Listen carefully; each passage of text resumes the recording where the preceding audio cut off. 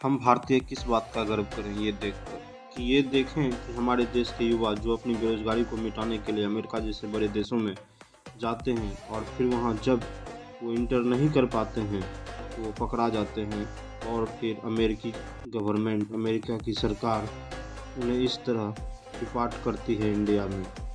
पिछले 70 सालों में ऐसा कभी नहीं हुआ था कि इतनी ज़्यादा संख्या में कोई भी भारतीय या इतने ज़्यादा भारतीय हाथ में हथकड़ी लगाकर भारत भेजे जाएं।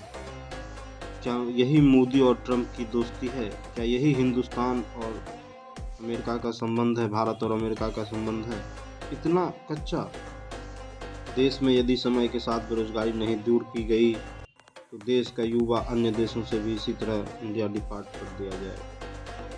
अब समय है कि मोदी जी को खुल के इस बात पे बोलना चाहिए।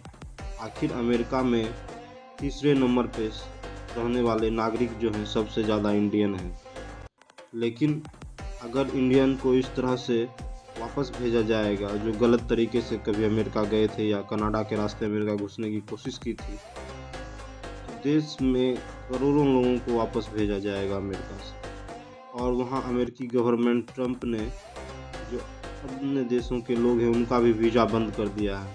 पहले जो बच्चे अमेरिका की सरजमी पे पैदा होते थे उन्हें अमेरिकन वीज़ा दे दिया जाता था। इस ख्यालात से भी कई सारे इंडियन अमेरिका जाते थे, लेकिन अब ट्रंप ने इन सारी चीज़ों को बंद कर दिया है। अब युवा अपनी बेरोजगारी अपने देश में जो झेल रहा है उस बेरोजगारी को मिटाने बाहर भी नहीं जा सकता। ये कैसा वैश्विक संबंध स्थापित किया गया है मोदी जी के द्वारा? कृपया आप बताएं। आप सवाल करें सरकार से, ये बहुत ज़रूरी है।